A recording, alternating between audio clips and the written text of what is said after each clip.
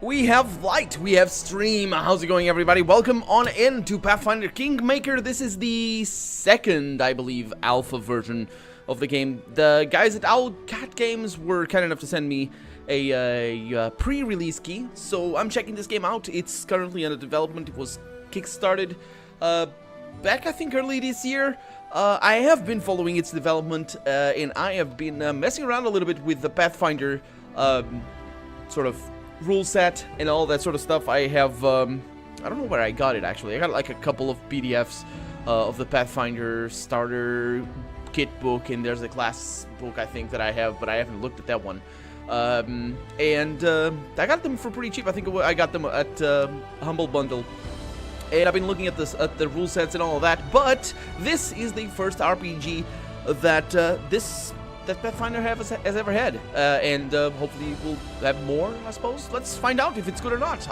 Yeah, let's see. Oh, no.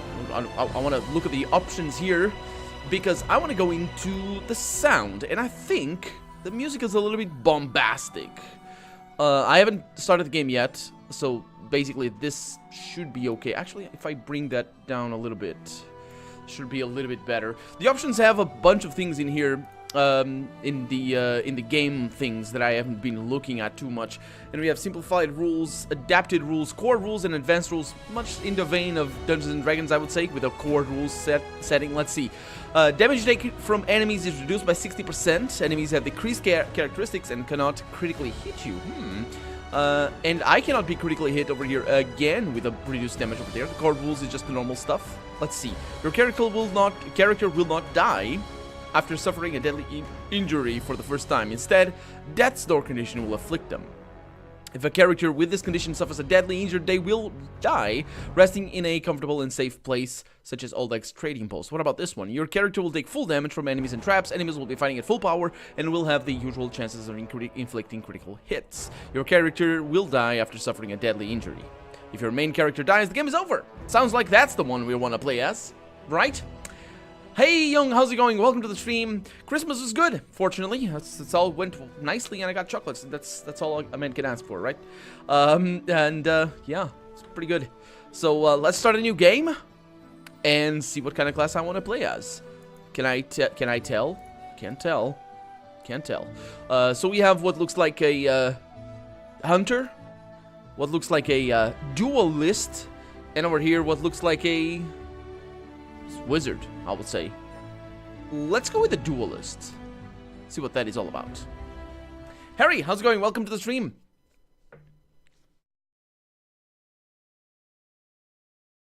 Haha. Yeah, well. Oh, wait a minute. We don't have character creation? We do have character creation. That's good news. So we have... Why did we choose the class? Was it just the portrait or the sort of play style thing that I was doing? Ooh, this is interesting. I should focus, this is alpha. This is not even beta. This is in development, and they sent me the key so I could check it out. So we have skills, we have class over here, that I suppose is what's behind that, and we have up here character and a total that you can't see, but don't worry, it's all fine. So, wait a minute, what? Oh, yeah, okay. So, I suppose this is multi-class levels, where you can have multiple levels on each class, much like a lot of character systems. New character? Okay. So we have alchemist, and we have skills over here. Bomb. Sure. Okay. And we have favorite class bonus, hit points. What? Discovery. Okay, maybe some of these classes are not fully developed. Definitely looks like that's the case. Domain selection. Interesting. Suppose maybe this shows up later. There's some classes over here that already have some stuff. Look at that. It's got a bunch of spells. Hey, Dog Days, welcome to the stream. Feldrid, welcome on in. How's it going, guys? You wait so much that you don't need to eat for a year. Okay, so I'm gonna go, let's see. The rogue doesn't have, are these favorite terrain?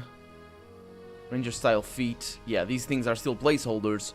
So we have a paladin. That seems pretty fleshed out. A little bit, at least.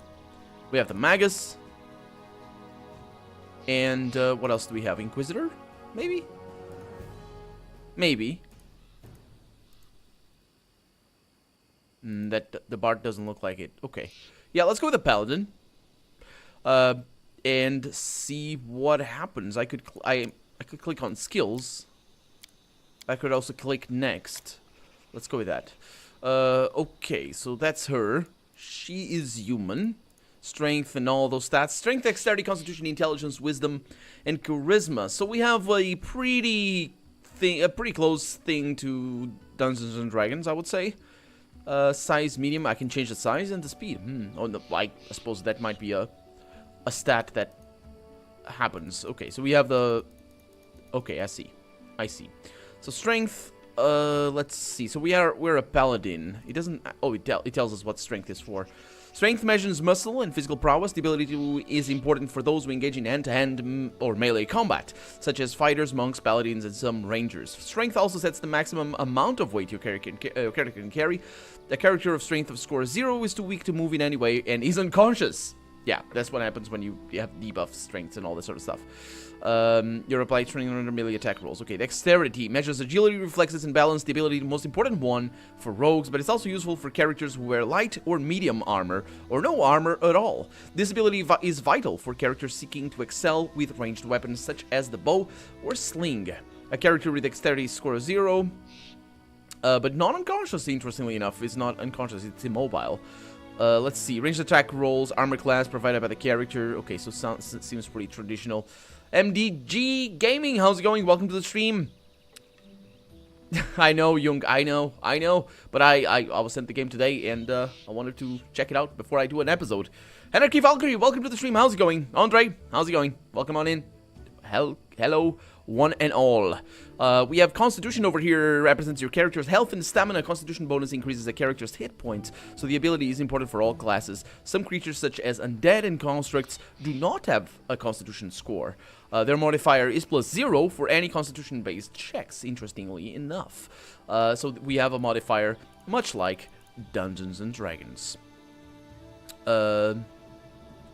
Let's see. Intelligence determines how well your character learns. Ability is for spellcasting, of course.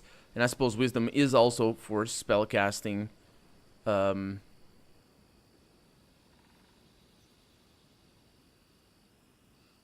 Yeah, Harry, there are more than 3 classes, just not right now. There's a lot of classes, as we saw. Look at that, just a bunch of them. And I suppose there's gonna be more, because this scroll looks like it's there. It's there for things to come. But yeah, this is just the alpha version. What does size mean? Well, I guess it's up to you to decide, I suppose. I wonder if it matters or not. Intelligence, let's see. So that is, as I said, for spells. And wisdom over here, most important ability for clerics and druids. Okay, charisma over here. Measures a character's personality, personal magnetism, ability to lead, and appearance. It is the most important ability for paladins, sorcerers, and bards. It is also important for clerics since it affects their ability to channel energy. For undead creatures, charisma is a measure of their unnatural life force. Interesting. Every creature has a charisma score. Okay, so why do I want that? Coercion and use magic device checks. It apparently works off of charisma. Check for represent attempts to influence others. Oh, that is why. Because a paladin has like auras and things. Makes sense. Channel energy DC for clerics and paladins. Okay. A difficulty class, I suppose, or difficulty challenge or whatever. Bards, paladins, and sorcerers may gain a number of bonus spells based on their charisma scores. Interesting. That's gonna be complicated. I don't want to play. I'm playing as a paladin, but let's get a modifier. Let's see, a modifier. So yeah, of course, I cannot have. Okay, so a modifier of +3, and then I want a constitution of +2, and a dexterity of minus, or I guess +1, a dexterity of -2. It's just armor class. We're gonna have armor, so should be fine. I can't go lower than that. Don't think I like it. Don't think I like it. Interesting that the cost gets higher. You basically get, yeah.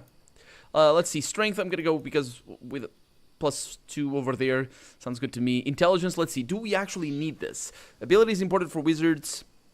Number of skill points gained each level, though your character always gets at least 1 skill point per level. Wizards and alchemists gains point based on intelligence, minimal score, number of bonuses, language your character knows at the start of the game.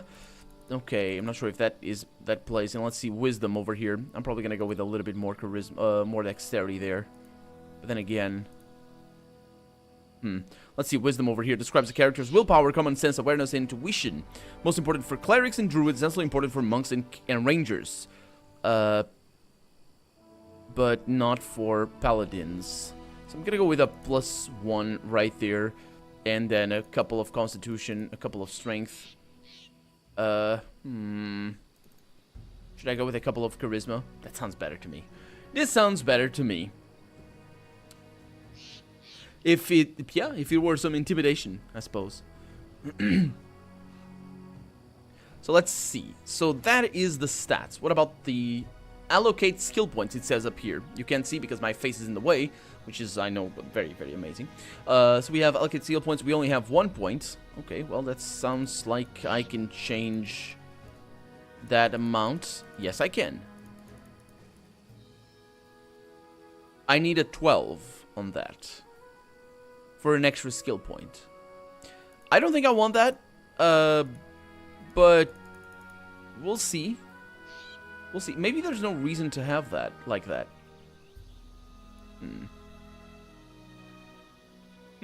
So let's see, mobility. This skill represents character's talent for balance and coordination, including aerial maneuvers, gymnastics, and tumbling. Tumble. Is that tumble?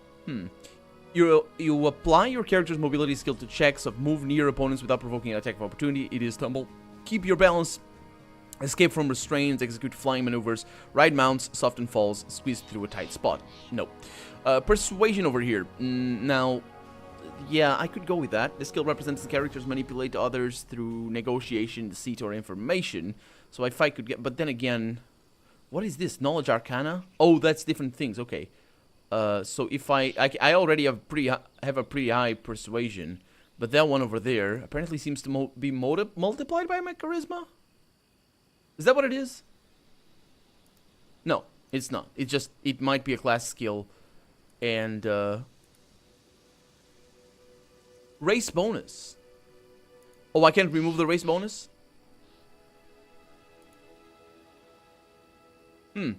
Interesting. So what is the race bonus? Right click for more information. I know. I would like to know what that is. Racial +2. So that gives you +2 modifier? Really? Sounds interesting. Chat junkie. Charisma junkie, yeah, kind of. Yeah, I think I'll go with that. I think I'll be okay with that, I suppose. I can't really... Maybe I can do it like this. I can't remove it. I don't think it's possible to remove it. Not a feature yet. Ah, well, it's all fine.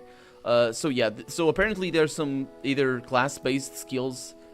Yeah, some skills that go up. You can see it over here. They go up by 1, but these go up by 4. So those are heavily... I don't actually find this to be too great. I don't really like this. I like having skill-based systems, but Dungeons & Dragons is like this. So is Pathfinder. So I'm probably going to go with Persuasion. Lord Nature... and Athletics. Stealth. Trickery. Represents the character talent to perform tasks that require fine manipulation. Disarm traps and open locks. Yeah, I'm really bad at those. So yeah, I'll go with that. I suppose if I had a little bit more intelligence, I'd be able to get that. But the investment is pretty high. So I'm not going to go with that. Maximum value rank 1. Next. What do we have? Choose abilities. We have... That's a good point. Yeah. Very good point. Young. Very, very good point. Okay, so, yeah, it still doesn't bring that up by any... I could have that one for extra charisma rolls. Actually, it wouldn't be too bad. Kind of torn, to be honest. If I want to be a charisma junkie, let's go with that, I suppose. It's all fine. So we have feats, abilities over here, and we have deity selection. Okay, a couple of feats. Favorite class bonus. Your character gains additional hit points every level he gains in his favorite class. Oh, okay, so it's a favorite class. Because it's a multi-class level. Okay. So apparently, does it not work for the other ones? So again, feat at all these levels. Okay, that's pretty cool. It's very descriptive. Over here, we have Paladin proficiencies. I wonder how they're gonna make these icons over here. Divine Grace, and we have all the things. Okay, Paladin proficiencies are proficient with all simple and martial weapons, with all types of armor. So they just gain it automatically. So it's not as sort of free for all. It's more about the feat. Well, deity selection, also known as a god or goddess, is a being or force of incredible power capable of granting powers. Yeah, sure, whatever. And over here we have Smite Evil. Once per day, a paladin can call out the powers of good to aid her in her. Yeah. Oh, it's like I thought it was gonna be his or her, but no, it's her because it's a woman. In her struggle against evil, as a swift action, the paladin chooses one target within sight to smite. If this target is evil, the paladin adds her charisma bonus, if any, to her. Oh yeah, there's plenty to her attack rolls, and adds her paladin level to all damage rolls made against the target of her smite. If the target of the smite is evil in an outsider, or of the smite evil is an outsider with the evil subtype, an evil aligned dragon, or an undead creature, the bonus of damage to the first successful attacker increases to 2 points of damage per level. That's a lot of rules right there. And I get that that's okay, and I'm not going to go over them right now, but when I have my own class, when I play this game and I have my own class, I'm probably going to go over those and really understand what the skills are for, because that's how we should play. Alertness gets a +2 to perception on skill checks, not interested. Armor focus on banded mail. That's interesting. The armor class bonus granted by any banded mail that you equip increases by 2. I also like that they named it banded mail, because that is a very specific type of armor. But then they have chainmail and chain shirt, so I don't think they're going for the very historically accurate thing. A breastplate, and full plate, and half plate. Right. Hide armor. Yeah, they're not going for historically accuracy. Leather armor. Yeah, right. Padded armor. Right. As opposed to unpadded armor. So scale mail. Oh, what is that? What's scale mail supposed to be? It's gotta basically now we choose the type of armor we want to wear. That's interesting.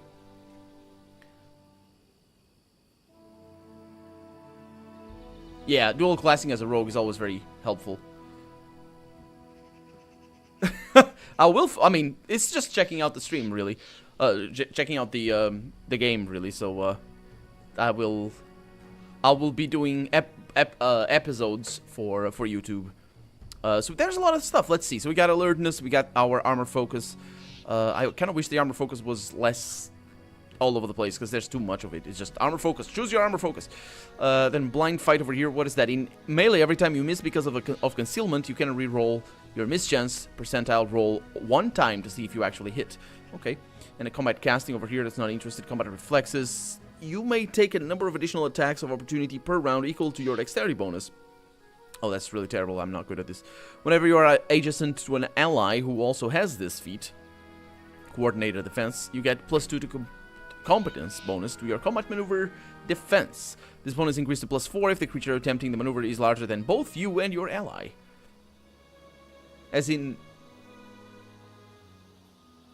Wait a minute. If you're defending against a troll, you get more combat maneuver defense? That's interesting.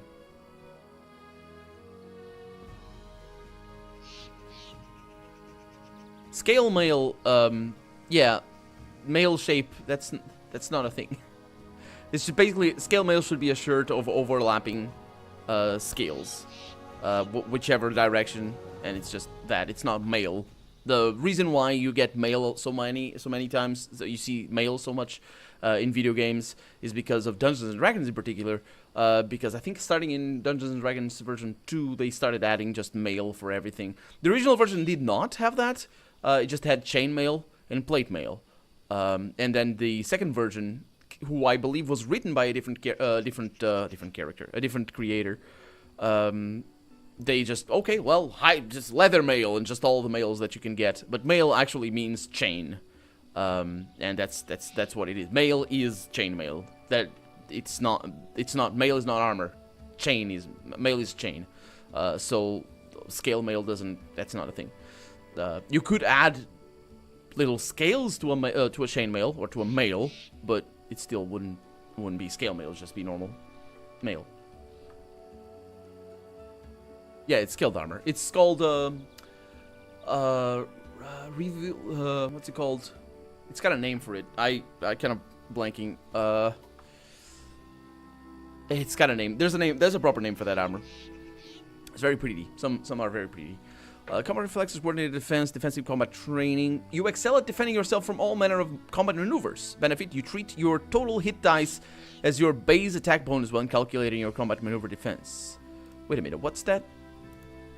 Okay, I don't really know that. Great fortitude, improved initiative, elemental defenses over here, improved unarmed strike, not interested. Iron will plus will save bonus. That's... I don't have very much willpower. So maybe I want that. Maybe I want that. Let's see. Point blank shot, don't need that. Power attack might be a good thing. What's the power attack like? What does it do? You can choose to take a -1 penalty on all melee attack rolls and combat maneuver checks to gain a +2 on melee damage rolls. Okay, so it sounds pretty simple. Shield focus, shield blast, shake it off. What's that one? When you are adjacent to one or more allies who also have this feat, you gain a +1 to saving throws per such ally to a maximum of +4. Skill focuses over here. Okay, spell focuses. Spell penetration, stealthy, stunning fist. What's that one? Oh, it's for unarmed. Throw anything. Really? You receive a +1 circumstance bonus on attack rolls made with thrown splash weapons. I'm pretty sure this is not going to make it into the final game. This is from the... Does the game have this? I'm curious. We'll get into the game soon enough, guys. Don't worry. Then we have a weapon focus. I'm going to go with... Oh, so okay, so a paladin. I'm going to go with a spear. Weapon focus on a spear. Let's go with that. And then I'm going to go probably with Iron Will or something like that. Or then again, I maybe should go with armor focus. What am I going to wear? A spear and chain mail. Because plate mail is irrelevant. Chain shirt. Again. Just don't really know. For a spear user, historically speaking anyway, plate mail is overkill. Because you're so far away anyway. Let's see. Our deity, Abadar, is a patient, calculating, and far-seeing deity who wishes to bring civilization to the frontier, order to the wilds, and wealth to all who support the rule of law. His primary desire is to see the purifying spread of civilization, enlightening the dark corners of the world, and revealing the clockwork perfection of the cosmos. So far, the writing is spot on. I'm curious to see what the game is gonna be like on the writing. So his nature is not hasty, for the pace of society's reach is slow but relentless. He strikes a careful balance between good and evil, seeing benefits on both sides and refusing to endorse one or the other. Okay. Erastil, also known as Old Deadeye, is an ancient deity who first became known to Golarion when early humanoids began to domesticate and dominate their natural surroundings. Pastoral legend claimed the Old Deadeye crafted the first bow as a gift to mortals so that they might learn to hunt and survive in dangerous worlds. Interesting. Can I apparently it's like you are supposed to...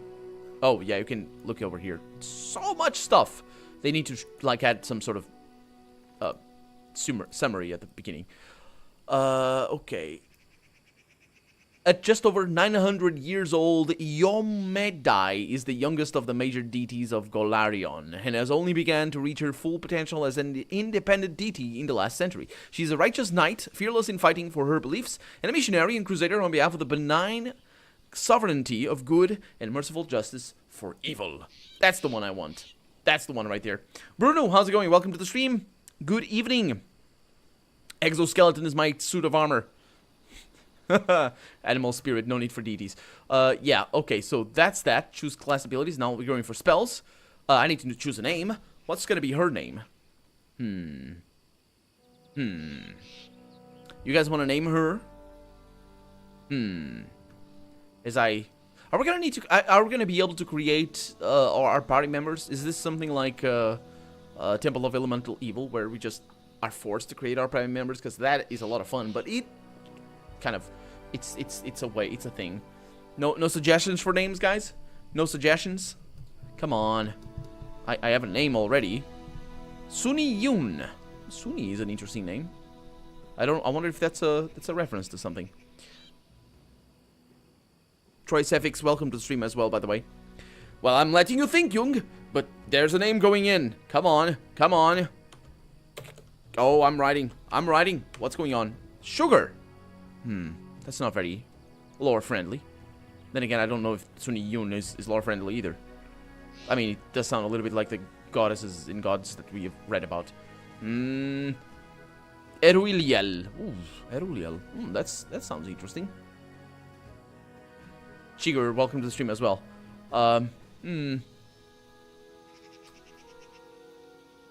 Sunny Yun. I think I'm gonna stick with Sunny Yun. Eruiliel is interesting, but a little bit too elven for me. Interesting name, though, so I'm gonna nick that. And I'm gonna use it. I'm gonna use it next time I need it. So there we go. Oh, choose alignment. Oh, wait a minute. This is... what? I can only choose lawful good. Okay, so we have lawful neutral, lawful evil. Okay, so this is interesting because it's very much like a wheel, not so much the square. So you have the neutral good as sort of the closest to good that it is, and the neutral evil is sort of the closest to evil.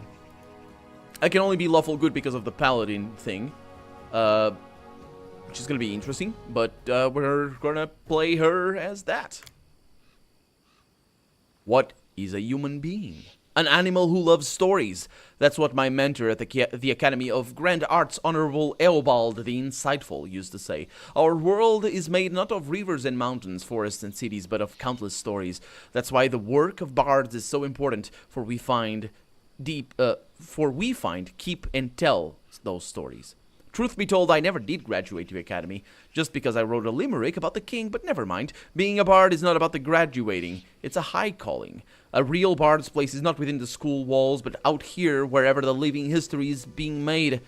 To prove that, I've started the book which you, oh my reader, are holding in your hands.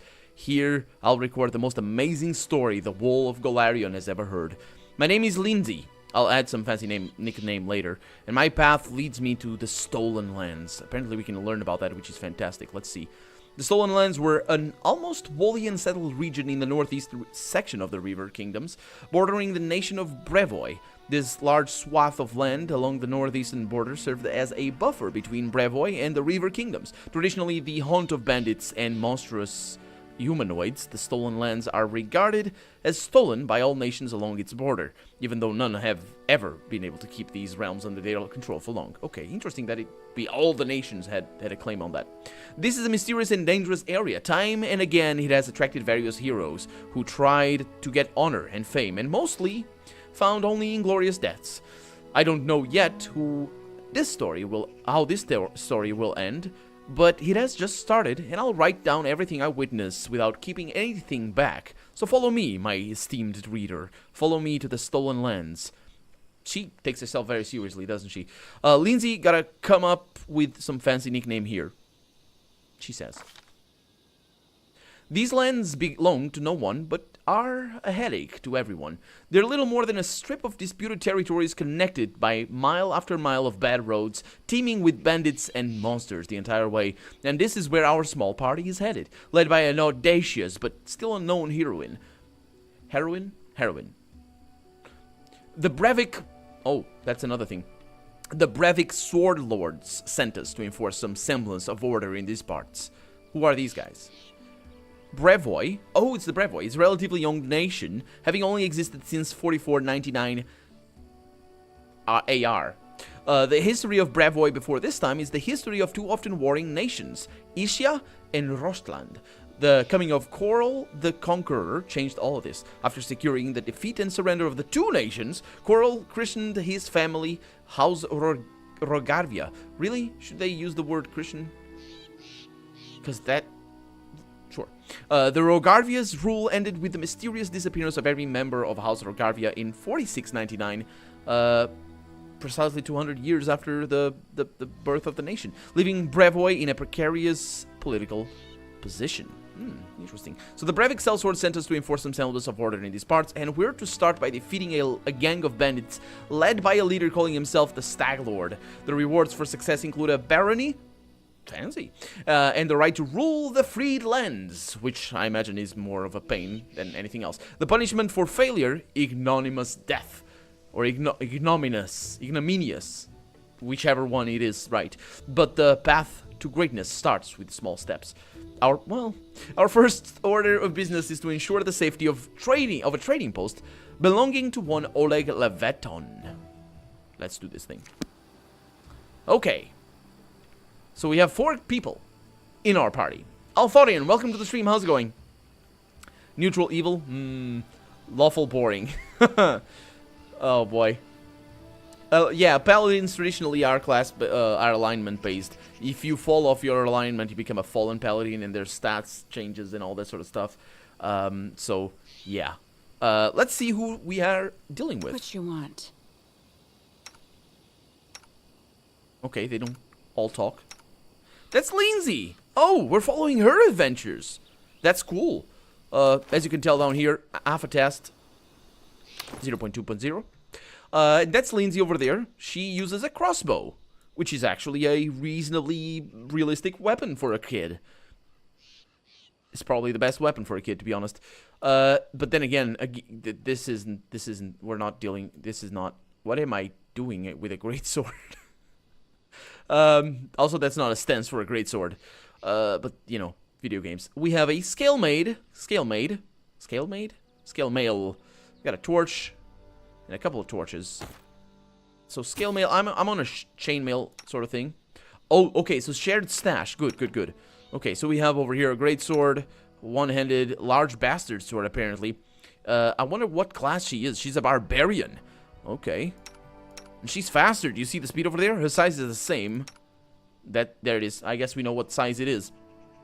And over here, we have a light crossbow. We can see the stats and all that. I don't know why it's not anyway. And over here we have Harim.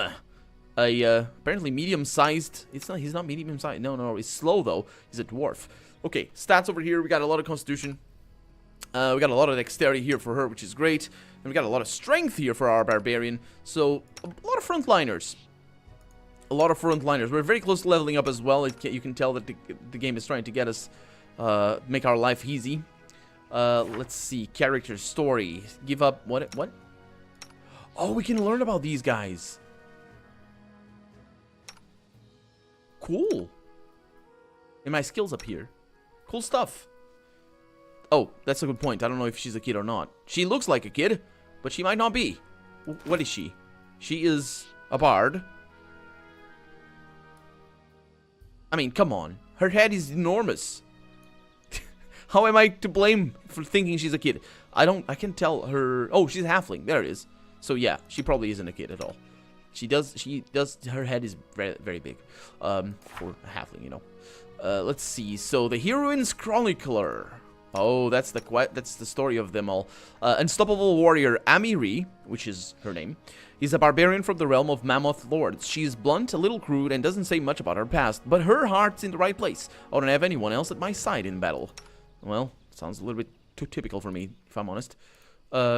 Lindsay is me, the author of the book, which you, oh my reader, are holding in your hands. I used to study at the academy in Pitax, but decided that a real bard does not belong within the suffocating walls of a school, and set off to find a hero worthy of being praised for ages. That's how I became the chronicler of the journey of the stolen lands that Suni Yun undertook, as well as everything that happened afterwards, and still hasn't been written, I suppose. And the servant of a dark god over here. What is his alignment? Can I tell his alignment? They don't have alignment? That's an interesting way of looking at it. If they don't have alignment, that is much better, actually. I hope they don't. Let's find out. Give up your hopes and embrace the inevitable. That's the kind of speeches Harim's companions have to endure every single day. A priest of Groetus, Harim left Dwarven lands to spread the word of God of the end times throughout the stolen lands. Although, if you ask me, Harim's just a whiner. One of a kind. They have a picture over here. Give up your hopes and embrace the inevitable end. So he's the sort of god of entropy or something. And then their abilities, there's Lord of Religion right there. We've got Persuasion over here. I'm better. Lore of Arcana, or Arcana in World. A little bit of Stealth, a little bit of Trickery. That's great that we have a Thief. Perception over there. Good stuff. Just in general abilities, we have other things. We're going to learn about that in a little bit. And then we have Yeah, they don't have a an alignment. That's interesting. At least for right now, they don't have an alignment. Okay. Do I have party? I really like the animations of the. I like how big the interface is. That's good, and I like the animations. They're smooth. I would like these icons to be a little bit prettier, though. A little bit smaller, I guess. A little bit more padding. Oh, I missed it? Huh? Oh. I probably did. I mean... How was it there? Chaotic neutral, right there. Yeah, because I was not looking at the same spot. Chaotic good and chaotic neutral. These guys are all very chaotic. I'm gonna have a lot of trouble getting all of them to sort of do what I tell them to do. So quick save right there. Right click holds the. That's good. And then we have events down here. Can I do this? I cannot. I can't expand it to the left. It's fine. I have formations over here, and I can get them into however I want them to. Yeah, good stuff. So, oh, this is free. Sure. Let's see. You're the center line, and you're sort of all over the place, and then you stand back here. I do prefer sort of a less free thing. There we go. There we go. Much better. Okay. WSD, how does it work? It moves the camera. Okay. Alt. Well, let's find out. Zoom. It works. Ooh. Save yourselves, fools. Yeah. Okay. Hi. In the name of Staglord, the lawful authority in the Stolen Lands, we demand this week's tax and some beer. And where's that pretty wife of yours, Oleg? She should serve us dinner. Quiet down, dimwit. Oleg, we're just here for the Staglord's tax. Hand over the money, and we'll be on our way. You want to drink some of my blood too? I'm sick of you. You're like locusts. You think you control everything around here just because you put up that painted rag of yours? You come here, squeeze us dry, and come back. Oleg, a large man with a round face, stops talking when he notices you. You must be guests from the rest of. Why? How is that? What? I'm not interested in bloodshed, but I won't let you rob this man. Be on your way, and I'll let you go in peace. That's apparently neutral good. How is that neutral good? These guys are clearly running a racketeering scheme over here. If you're lawful, you should... Well, actually, if you're trying... Well, okay, that's actually neutral. I was thinking of lawful, because whatever. I was wondering how is that lawful good, because I'm lawful good. But that's the neutral good position. What's going on here, I ask. Isn't it obvious? These thugs are robbing us honest settlers. They say they're taking some tax for their leader, the Staglord. But I didn't swear allegiance to any Staglords. I pay my taxes to Restov.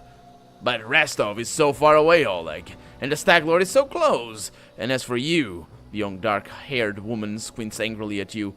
Get out of here before it's too late. This is our land. We own it. Requires evil alignment. That's interesting. Well, there's no need for words. To arms. Retreat! We're too few for a fight. Let's call for help from the camp. Oh, they are? No way. Just means we can rob a few idiots instead of just one. To arms, everyone. Yeah, I wouldn't expect you to... Blood for Gorum! If you're quite finished, I wouldn't expect them to just stand there and discuss with each other what the best situation there would be. Unfortunately, this game is not turn-based. It's real-time with pause. But, yeah, well, can't ask for everything, can we? I was just asking for that, to be honest. Neutral because you're not interested in enforcing the law. Exactly, Anarchy Valkyrie. I was just... Don't mind me. I'm an idiot. Yeah, I have a video about how this alignment system is rubbish. Because it's just... there's so many problems. I don't remember my arguments, though, but I did think on my arguments there. We'll own you. Well, let's see. Let's see. What can I tell over here? Can I right-click? I can right-click to... order them to attack. Okay. Good, good, good. Then we have, okay. They have you. And we have abilities to expand the abilities bar. I can put them over there. Sounds good to me. We have charge. Sounds like a good thing to use. We have ourselves smite evil. These guys probably are evil, I would say. But at least neutral. And fight defensively. Is that a modal thing? It is. It is a modal thing, so let's put it over there. On this side, we have a belt. Okay, I don't need no belts. Okay, spellbook. Don't need no spellbooks either. Okay, so I'm gonna charge one. Let's go in here. Okay, where am I? That's her. Okay, so I'm gonna go in there. And then you, Amity, hiccups. She doesn't have spells. She doesn't have potions either. I think the AI is enabling things. Fighting defensively or rage. So what does fight defensively do? You can choose to take a -4 penalty on melee attack rolls and get a +2 to dodge to your armor class if you have more. Okay, that's actually not something you want to do. So you want to do this rage. While in rage, Barbarian gains a +2 to melee attack rolls, and there's a -2 penalty to armor class. Okay, that's good. You can attack over there. You can do that. And I'm gonna help out with Lindsay, most likely. Let's see if Lindsay can cast spells. So we got days. Yeah, we have spells. Okay, and then you. Did I not kind of want to... What? You also have these? Huh. My bad. Let's do that instead. Sure. Over here, you have the same things. She also has... Okay. She doesn't have a charge, because that requires a melee weapon. Inspire Courage. First... Oh, because she's a bard. That's right. Good. Good, good, good. And that's just an ability, I guess. Is that what it's called? It is. Good stuff. Yeah. Not fight defensively. I was just going through the motions, really. Okay, so now you have spells. You have that charge. What is that thing? Channel positive energy. Heal leaving. Interesting. And damage undead. And touch of chaos. One enemy creature within touch of +1 duration. What does that do? You can imbue a target with chaos as a melee touch attack. For the next round, anytime the target rolls a d20, you must roll twice and take the less favorable result. You can use this ability to a number of times per day, equal to 3 plus your wisdom modifier. That's actually interesting. That's a debuff. That's a very weak debuff, though. A very, very weak debuff. And he's got Destructive Smite. You can gain the supernatural ability to make a melee attack with a morale bonus on damage rolls equal to half your cleric level. That's just get all that supernatural ability. You also have actual spell scrolls over here. So resistance, one friendly creature gains +1 to resistance bonus on saves. We got light, 10 minutes per level. This spell causes a touch party member to glow like a torch. We have virtue. With a touch, you infuse a creature with a tiny surge of life, granting the subject 1 temporary hit point. It's a tiny surge of life. This spell imbues the subject with a touch of divine guidance, +1 competence bonus on a single attack roll, saving throw, or skill check. Bless. Each ally gains a morale +1 and attack rolls for 5 minutes. That's pretty good. Let's go with that right there. And then we have Bane. All enemies within 30 feet. Bursts centered on character. Yeah, Bane fills your enemies with fear. -1 penalty to attack rolls and to saving throws. Over here we have True Strike, temporary intuitive insight into the immediate future during your next attack. Your next single attack roll, if it is made before the end of the next round, gains a +2. I so wish this didn't have rounds, because they're so confusing. Gains a +20 insight bonus. Additionally, you are not affected by the mischance that applies the attacker's trying to strike a concealed target. That's fine. We're not really trying to strike a concealed target. Let's cast a spell over here. See what these spells are for. Odin owns you all. Rar. Oh, channel energy. I didn't even consider channel energy, to be honest. Channeling positive energy causes a burst that heals all living creatures. It says right there, all living creatures in a 30-foot radius. Thank you for the warning, though. Okay, let's see what these spells are for, because I wanna attack this guy in the middle and see how that goes. So we have ourselves Daze. The creature with 4 or fewer hit dice that it takes, so that it takes no actions. Interesting. Humanoids of 5 or more HD hit die or hit dice are not affected. So I suppose these guys are better. You imbue the subject with magical energy that protects it from harm, granting it a +1 resistance from saves. Light over here. We have Touch of Fatigue. This spell has no effect on a creature that is already fatigued. Oh, interesting. You channel negative energy through your touch, fatiguing the target. You must succeed on a touch attack. Okay, that's not really what I want. A flare. This cantrip creates a burst of light. If you cause the light to burst in front of a single creature. That creature is dazzled for 1 minute unless it makes a successful fortitude save. Let's try that one and see how that goes. And then we have a couple of dazes over there and a couple of resistances. Okay, I also don't have... Oh, oh, that's not... If I press escape, that cancels what she's doing. Okay, what I want to do, though, is I want to check the options. I want to see what about the autopause. Menu. That's the one. Game. I don't have anything to customize the autopause. So we don't have autopause yet. Okay. That was pretty fast. That was a lot of hits. Please don't do a lot of hits. Smite evil. Sure. Go with it. That guy died. Thanks. Well, that went well. Got a short sword over here. Collect all. And that's what... Oh, is there more? There is more. Okay. Hello, sir. Are we playing Skyrim all of a sudden? Take that, you scoundrels! Oleg shakes his fist, but now he scratches his head and stares at the ground gloomily. The girl got away, a plague on her. She's certain to complain to the Stag Lord. They came before to collect taxes, but this time they'll come to punish treason. Now, what are we to do? He sighs. If only I could send Svetlana somewhere safe and show those rats what's that. What's what? Yep. He notices a fair-haired woman approach. Dove, why are you here? I told you to stay hidden. It's all over. I saw it. I just need to be sure you are all right. The woman looks at her husband tenderly, if with a hint of sorrow. Oleg mumbles something as he looks away, embarrassed. My name is Svetlana. I'm sorry your arrival to our trading post turned out so unwelcoming. Wait for attack. I'm prepared for the attack, getting your positions and wait. Yeah, because they're bringing reinforcements, but... Let's get to the point. You say the bandits are going to attack again. Who are they, and when will they arrive? Oleg waves his hand suddenly. Who are they? They're the Stag Lord's gang, that's who. These lands teem with bandits like bedbugs in a beggar's hut, and you just stir them up. They have a camp not far from here. I expect they'll return in full force in half a day, maybe less. The Stag Lord won't take an insult like this lightly, and his henchmen are more like demons than men. Oh, that's... They claimed they were collecting taxes? Why?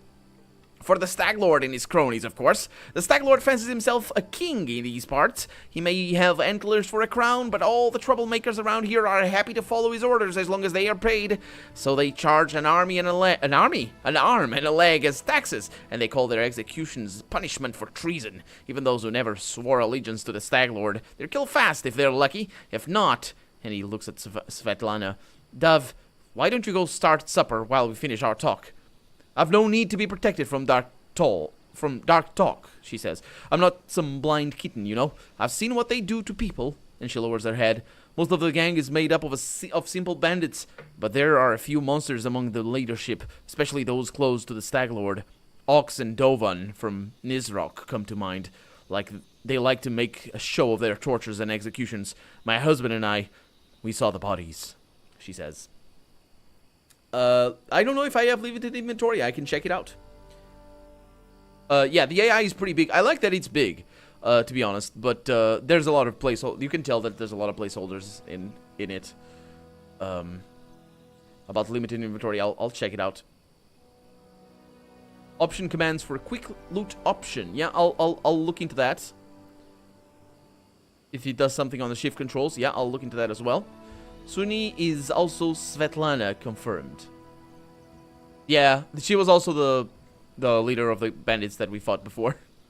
That they basically are reusing the same portraits. I don't know if they're doing voiceover. I don't think so, but you can check. You can check their Kickstarter campaign page. You just need to Google it. If you look it up, if you just Google Pathfinder Kingmaker, you'll find their Kickstarter campaign page is pretty high up, so that should tell you. But this is sort of an indie thing, so yeah, I wouldn't be surprised if it only has limited voiceover. Oh yeah, it looks fantastic for an alpha. It is the second alpha though, but still, it's up there. It's quite good. It's not. I was kind of ready to just have to deal with bugs all over the place. So when I saw like the placeholders in character creation, I wasn't surprised. But so far, it's working very well.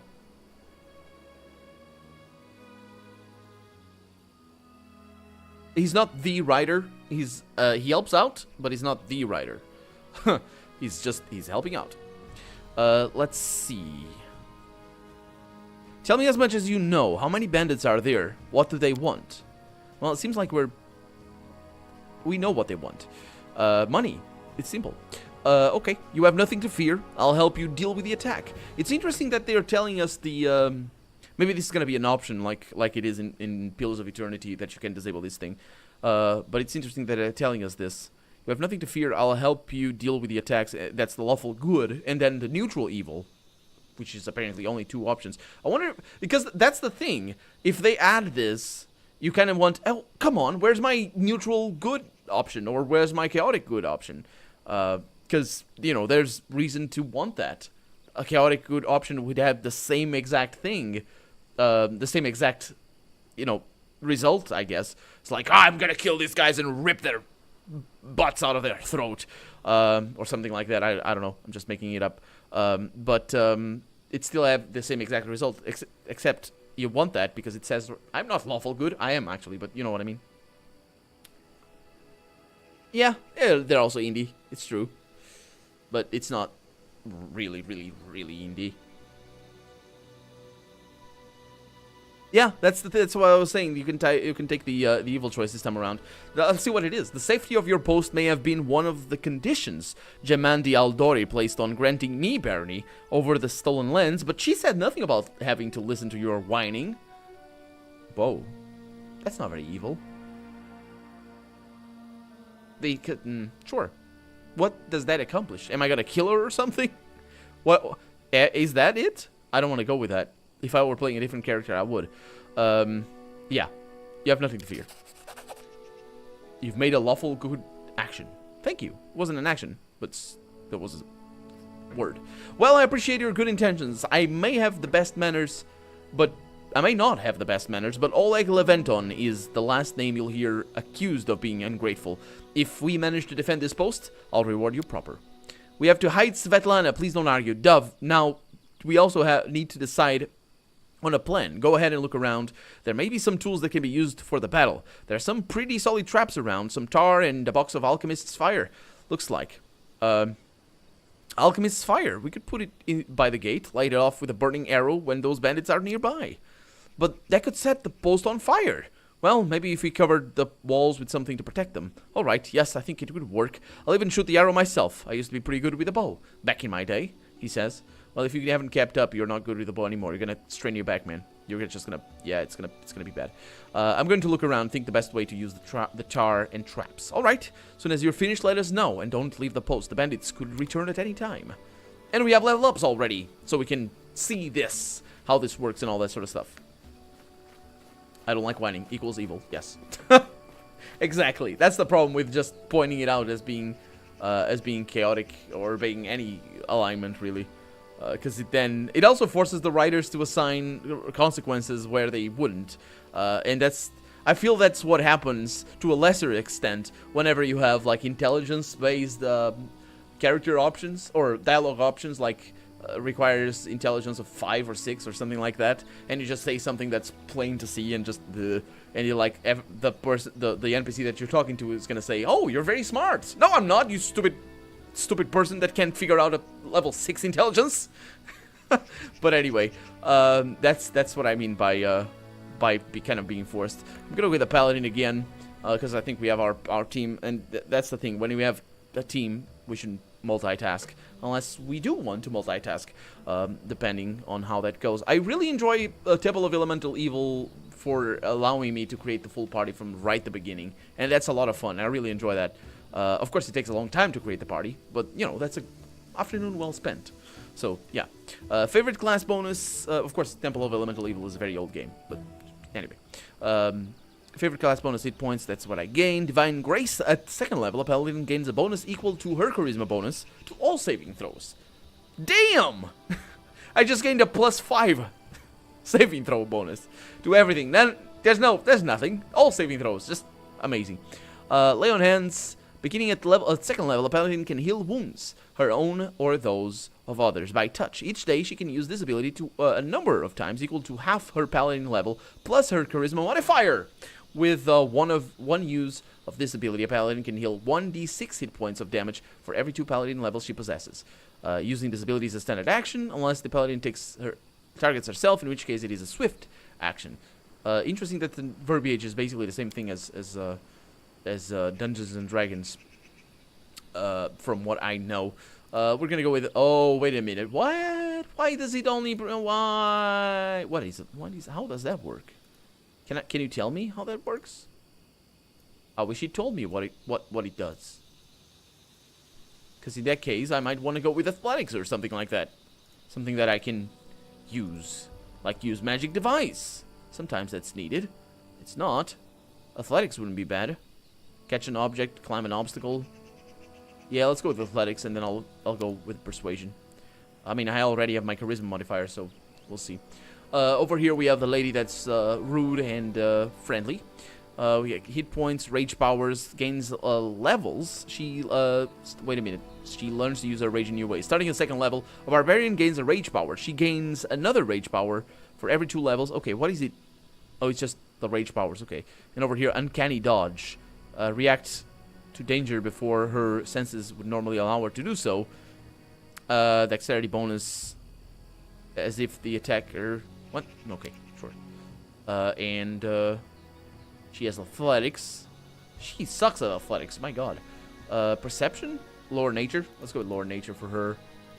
Mobility. I guess mobility would be really nice for her, though. Right? Getting a little bit of that, I suppose. Just go with that. And rage powers. Oh, now she chooses the rage powers. Good. Huh, Ares. Yeah, are we reliving the rebirth of classic RPGs, or are we just leaving the second breath of Chris Avalone's career as he just spreads his writing genius all over the place? Because that's what he's been doing since about 2012, to be honest.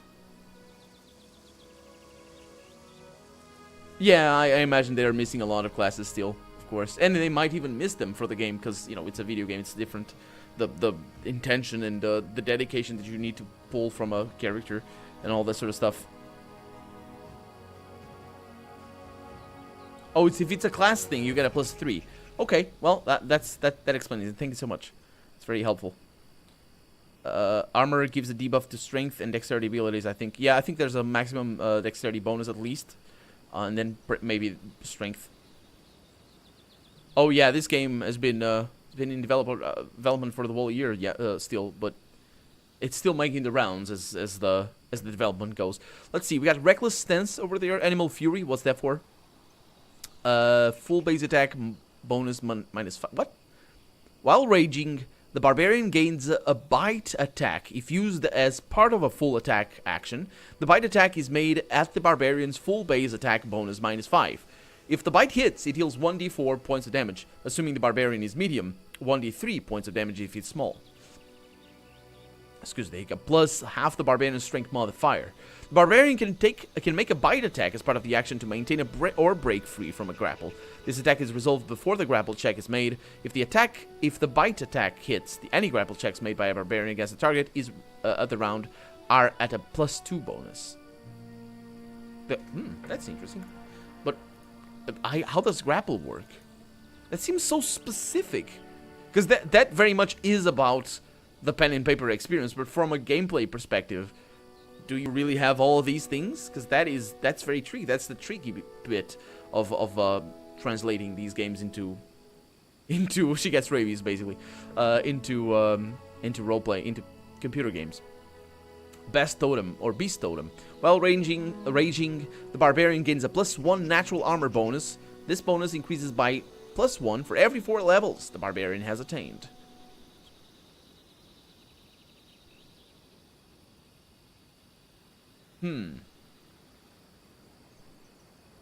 That's pretty amazing, isn't it? Long term, it's pretty awesome.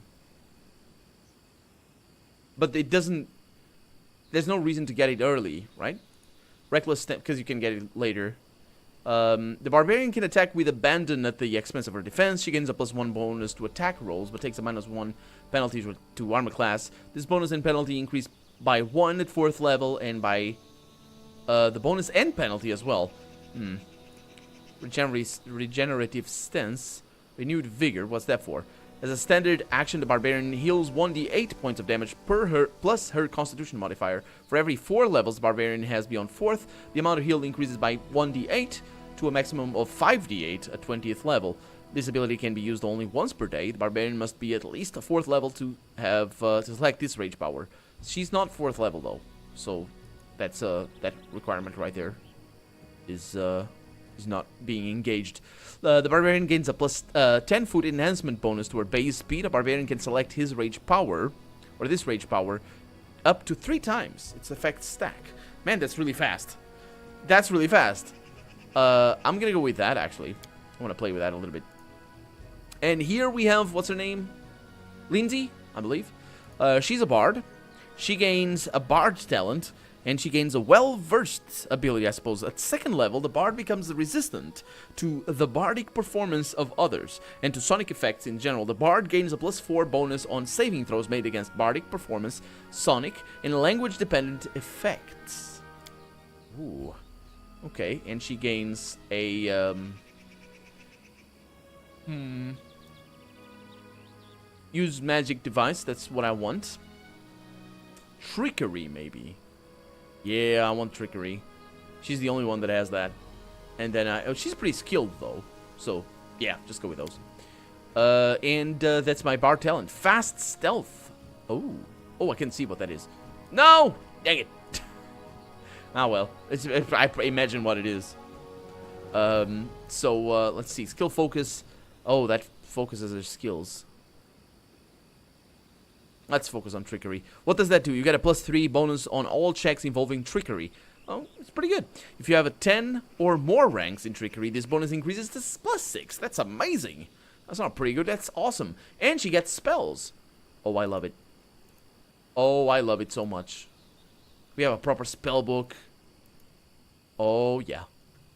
Okay. And we have spells over here. And that's what we saw from her. Because these are cantrips, right? Yeah. These are cantrips. Or they work like cantrips. And over here we have actual spells. So cantrips, basically you can cast them however many times you want. And that usually works for things that don't really matter or do very little. Like, for example, granting a +1 resistance to bonus and saves. Or light. Or flare, I suppose. So those are things. And then spells... You have a limited number of spells that you can cast per day or per rest. Or it should be like that. I don't really know if it works with the reagents, though. If it requires reagents. So she has Cure Light Wounds. That's interesting that they went for that color. Blue is usually the one I associate with heals and all that sort of stuff.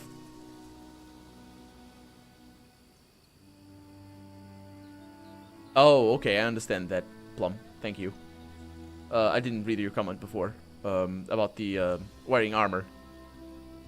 Get a -X to athletics checks, for example. Yeah, I get it. I understand.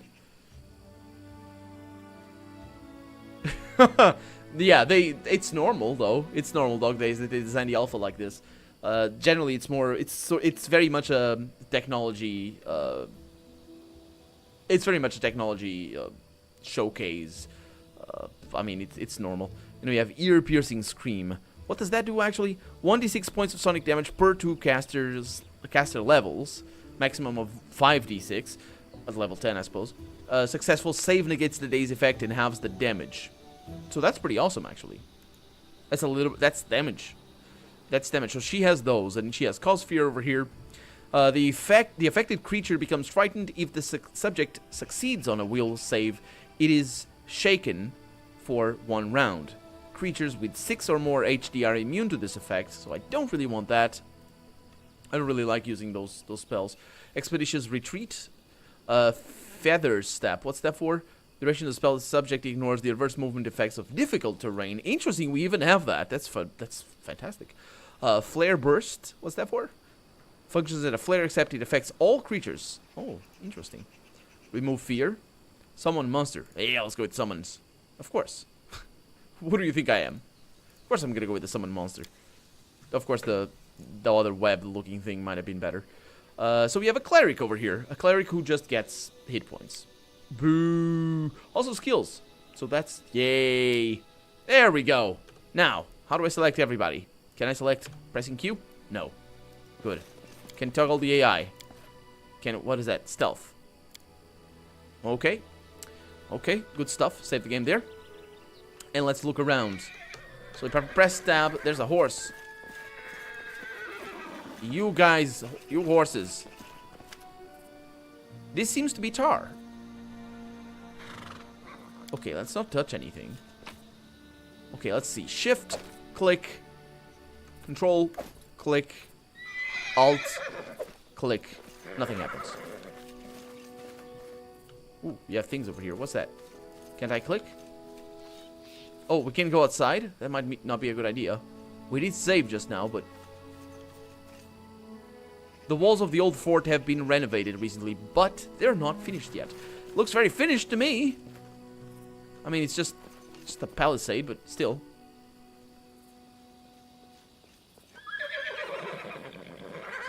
Oh, it stuns for 1 turn. Okay.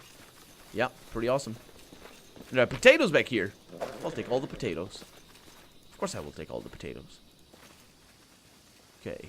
There's no fast mode, is there? For movement. No fast mode so far. I guess there's only that little tower over there. Nope, you notice some good steel traps in the box. Okay, let's use the traps to help catch the bandits.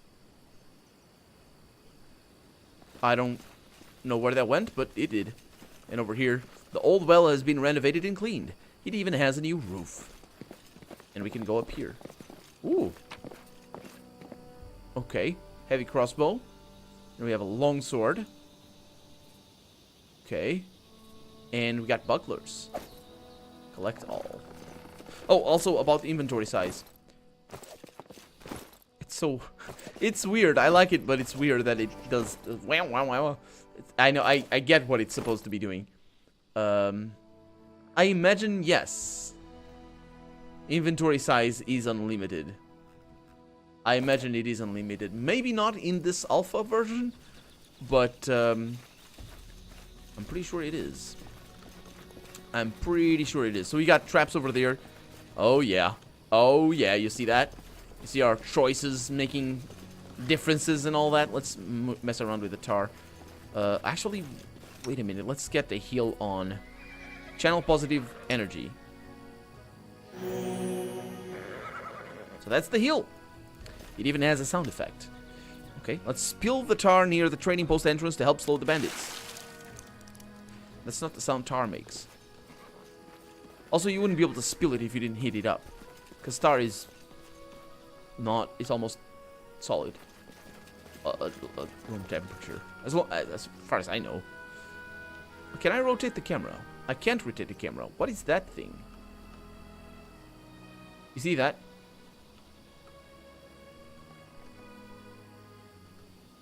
I can almost click it, but I can't. Right there. I can't. That's not... Yeah, we're not meant to click that. Okay. We're ready. Let's go. Okay. Let's see. So attack. What can you tell me about the men who ran away from the post and came back? That must have been Bakken. He sells potions. He lives out in the forest like a hermit, but he comes here every day. He knows every tree and bush in the area and how they can help you. The Stag Lord's gang wants him to work for them. He lacks the courage to fight those bandits, but he won't just walk away from us. He has a good heart, even if he grumbles a lot, especially recently.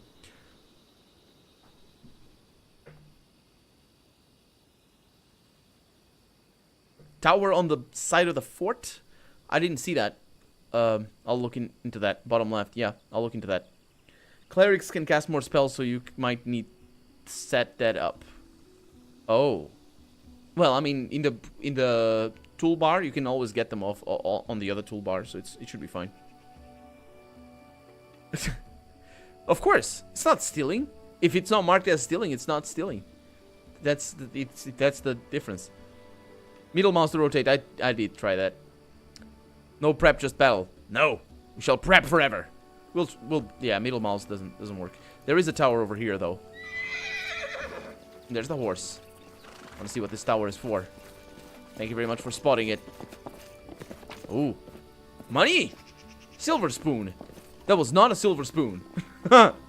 Oh boy. Okay, it says right there. Okay, let's do this then. Let's talk to Oleg over there and Bakken. Wait a minute, Bakken is right there. Well, what was she saying? Hey, Bakken. A frail, disheveled old man wearing a stained and tattered robe gives you a gloomy look. I'm Bakken, local herbalist. What brings you here? Tell me about yourself. What's there to tell? I'm an herbalist. Make potions and sell them. Got herbs, roots, berries. I live in the forest, live off the land. Yada, yada, yada. We could use your help fighting the bandits.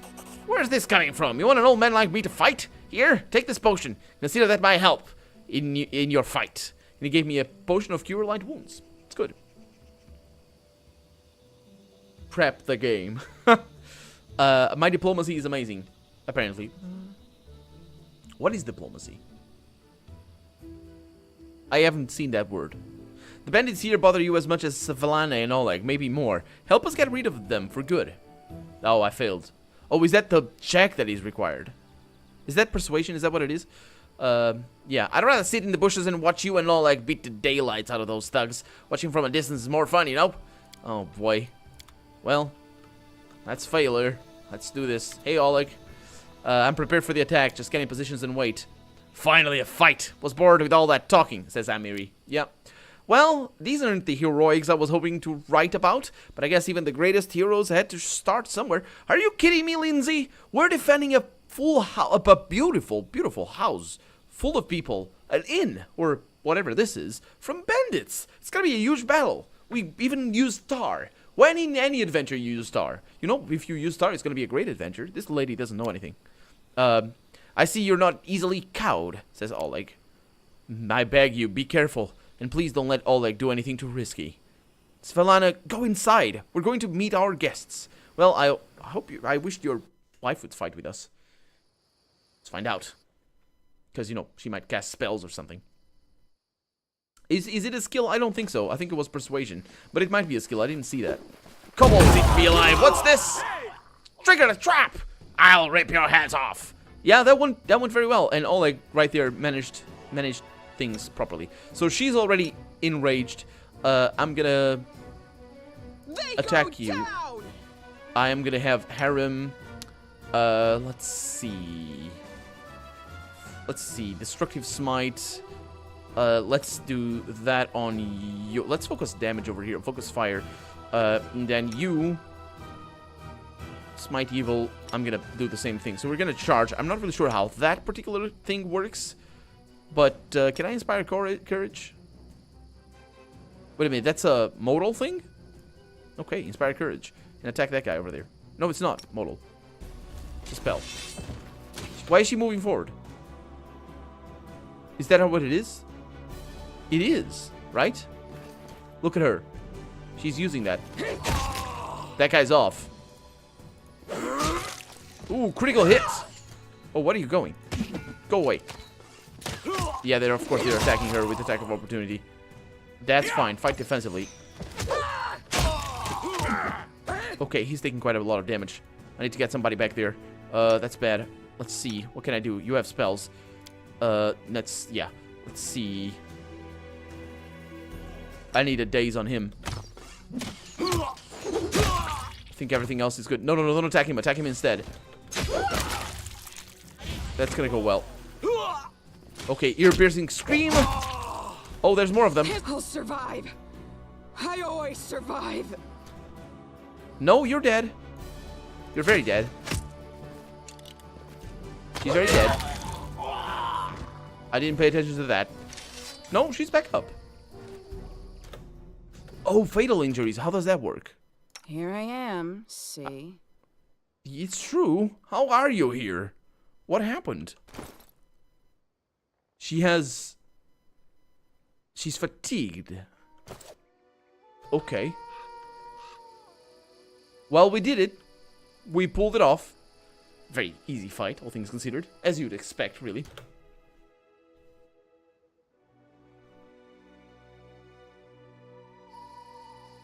So, basically, when she goes down... What is that? Studded leather and a composite longbow. So when she goes down, when anybody goes down, you need to heal them before they take another hit. Is that what it is? I'm playing this on core rules. So, Cloak of Resistance. That's pretty awesome. Okay, get that. Studded leather. Okay. More swords.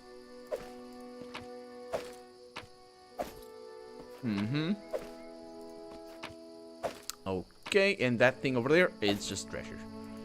Okay. Well, he survived. I was more concerned with him than anything else. Let's get a heal off. Channel positive energy. That's really weak. That's a really weak heal. It's a 1d6 though, so... And she's pretty beefy anyway. Huh. Interesting. How do I rest? How does the rest function work? Camp.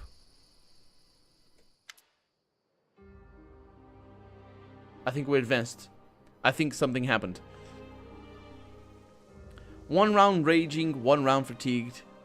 Oh, I see what it is. Yeah. Fatigue is from raging.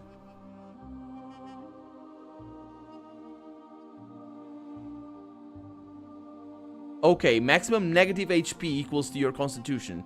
Okay, yeah. I see. When are they gonna make a game not about loot? It's a good point.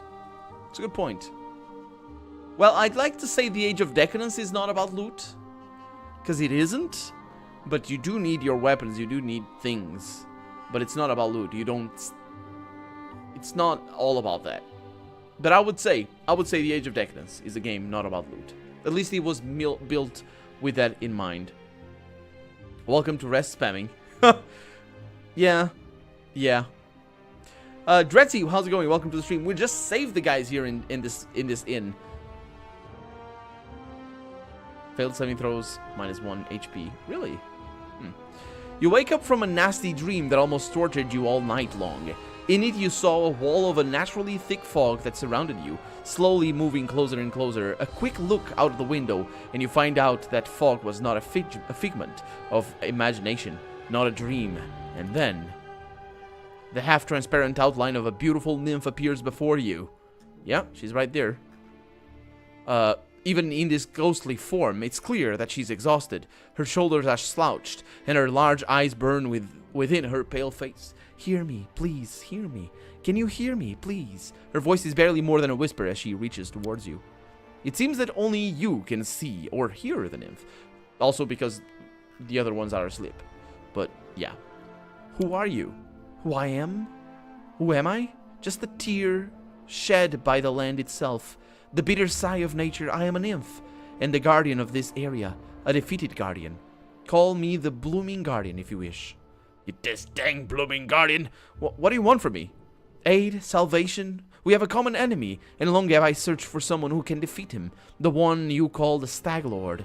As a storm strikes ruthlessly with gusts and lightning, the Stag Lord wreaks havoc with swords of his servants. And not just in the world of people. The land also suffers from the evil he brings. My forest and my followers suffocate in this fog. Soon, even I will vanish as the last ray of light fades at dusk. The Stag Lord is responsible for the fog? Yes, it hides his fortress as well as his dark deeds, but while responsible, he did not create this affliction.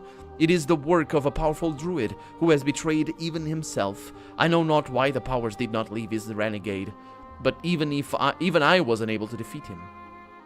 How can I help you? The fog, it enshrouds, entangles, and suffocates. If only I could learn how it was created, but my powers are wane. My powers wane. I have barely the strength to call out to you. All I know for certain is that somewhere in this forest lies an old house, and it echoes with the remnants of a strange power. The Stag Lord and his druid were there. The fog hides this place from me, but I can point you to the bandits' place near the Thorn Ford. Make them tell you where this place is. Go there and listen to the echo. Catch the whispers. Search for anything that can tell you how the fog was created. Once the fog clears, nature will breathe again, and you will be able to easily find your way to the fortress of our mutual friend. I imagine that's just the start of the game, or is that the end of the game? I wonder if this is gonna be the Stag Lord forever. I'm gonna kill you. Would you have a lot of lot in your own game, or barely none? Loot, I suppose. A lot of loot, asks Jung. I would say none. Not none, but very, very little. Little. You're not gonna get 3 swords on you. No. That is no. Only thing better than a nymph is more than one nymph. No, they're scary. Unless, well, she's pretty tall, so they're not as scary. But if they're small, they're scary. I don't like it. There is no touch to check if real option. I'm disappointed. Yes, that's the developers' suggestion over there. Check to see if real. So it's an nymph fully dressed in this dream.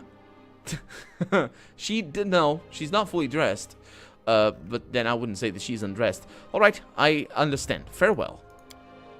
I don't believe in fate, stranger, but our meeting seems more than a coincidence. Well, it damn well seems more than a coincidence. You said you were looking for me? Or, wait a minute. Were you not looking for me? Anyway. What's gonna happen now? Oh, we're teleported to the inn. Because we slept. Where are my friends? Locked. Hiccups. Can I force attack? No. Maybe I can with that. No. Okay. Alt? No. Hiccups. Damn it. Scroll of Ray of Enfeeblement. I'm sorry. I'm sorry. I've been having hiccups a lot today. I apologize. It's terrible. It's absolutely awful. Soon, yeah, that's me, Suni Yun. And I have Lindsay. Hey, Lindsay. A halfling girl with towsy hair, wearing a dusty traveler outfit, is chewing the tip of her quill. Just a moment. How should I put this? Oh, that's it. And she scribbles something quickly in her notebook, scrawled with verses, raises her eyes, and gives you a bright smile. Hi.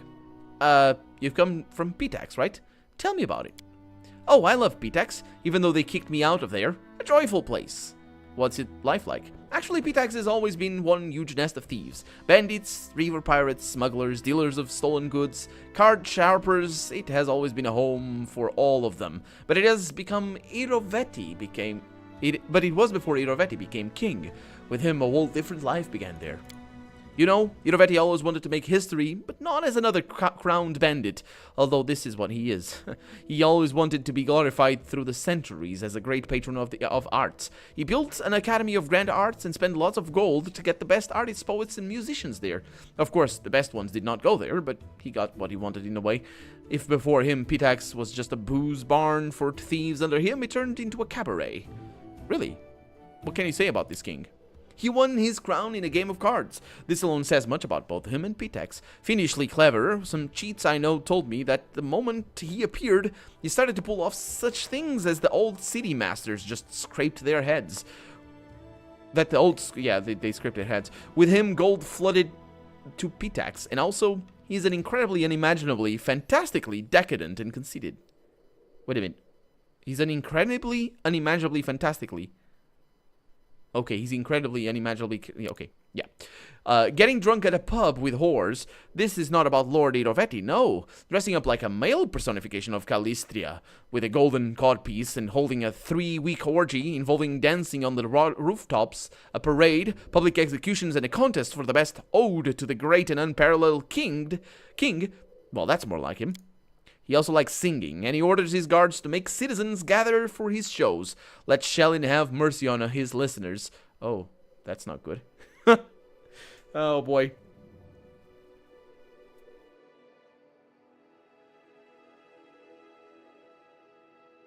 Yeah, she's a halfling. I thought she was a kid as well, but she's a halfling. She has a big head for a halfling, or for a grown person, rather. She just has the same size of my head. But, yeah.